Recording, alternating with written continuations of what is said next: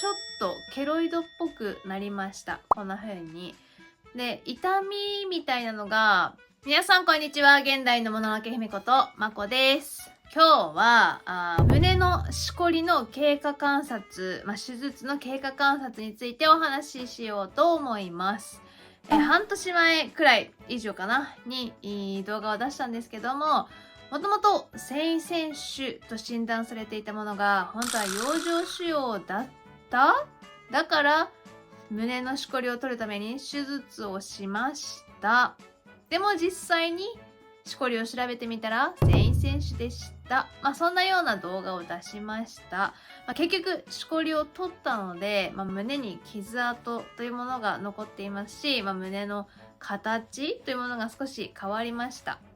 この前ですね、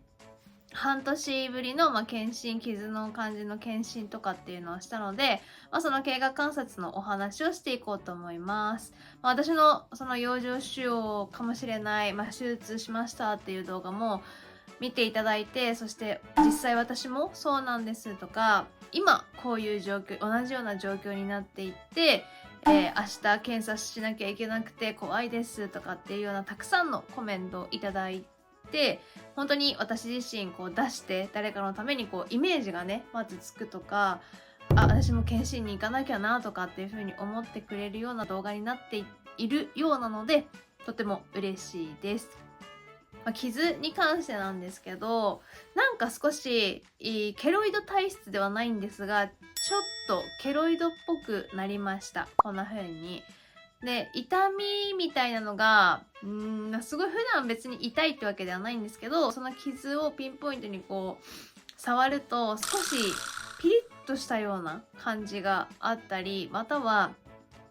生理前とか、少しホルモンが動く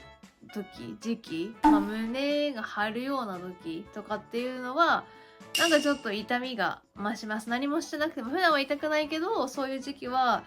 なんか、ここ傷あるなっていうのがちょっとわかるくらいの痛みの感覚になります。そういうのがあって、で、診察してもらったんですけど、ケロイドに関しては、許容範囲内のケロイドだし、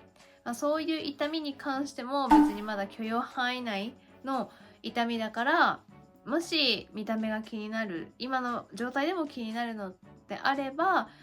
今乳腺外科に行ってるんですけど、乳腺外科ではなくて、形成とか、皮膚科とか、多分そっちの方になってくると思いますっていう風に言われました。ただ、じゃあケロイド何もしないかって言ったら、一応ステロイドだけもらって、これから少しずつ塗ってみて、どう変化するかななんていうような感じですね。で、胸の形はですね、やっぱり脂肪なので、個人的にはその削った当初、手術をした当初よりは少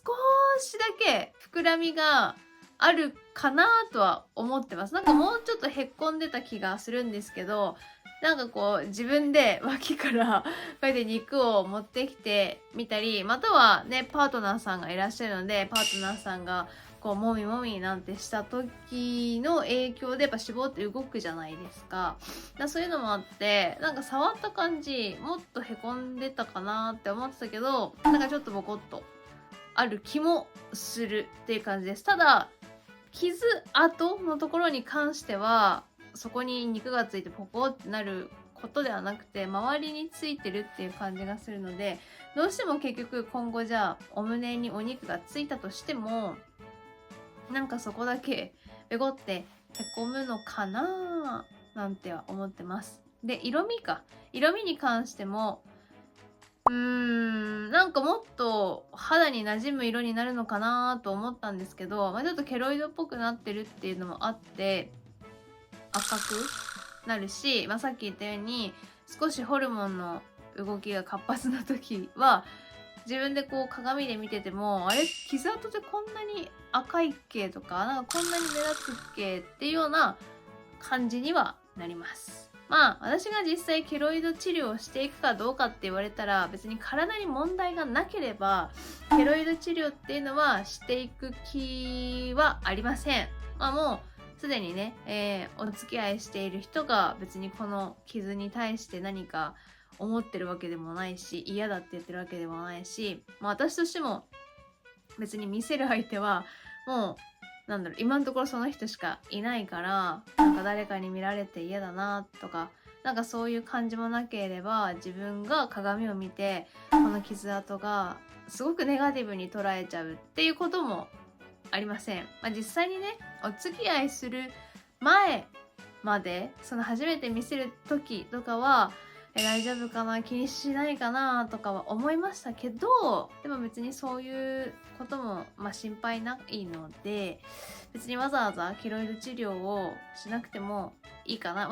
何かね、家で簡単に塗り薬ペペペみたいなことをできるんだったらしてもいいけど、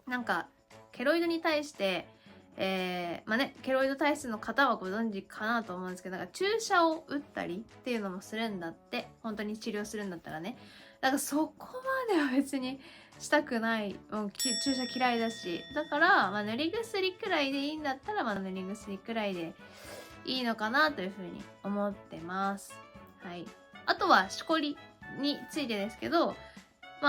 ちょっと養生腫瘍があったかもしれないし、先々週 100% っていうわけでもなかったかもしれないし、やっぱりもともとしこりなかったのに、やっぱりしこりができてたっていうことなので、しこりが再発っていう言い方はおかしいかな、ないから、新たにできやすい人っていうのもいます。実際にコメントくれた方も、良性の腫瘍を取ったけど、また腫瘍ができてしまって、また胸を切って取ることになりました。で、またそれも良性でした。なので、結果、全摘、良性の腫瘍ばかりを取ってて全摘になりましたっていう方もいらっしゃったので、私もしこりができやすい体質の方っているそうです。で、私の場合は、今回半年経って検診した中では、新たなしこりというのは見つけられませんでした。はい。なので結局また半年後の、年齢的にも今年35になるので、そういった検査っていうのは大事ではあるんだなと思いながら、やっぱ待つのも大変でしたね。病院さん、本当に混んでる病院なので、2時間半待ちました。2時間半待って10分くらいで終わったかな。そういうのを考えると、やっぱ皆さん行きたくないなとかめんどくさいなとかあると思いますけど、まずはお近くのクリニックから行ってもらって、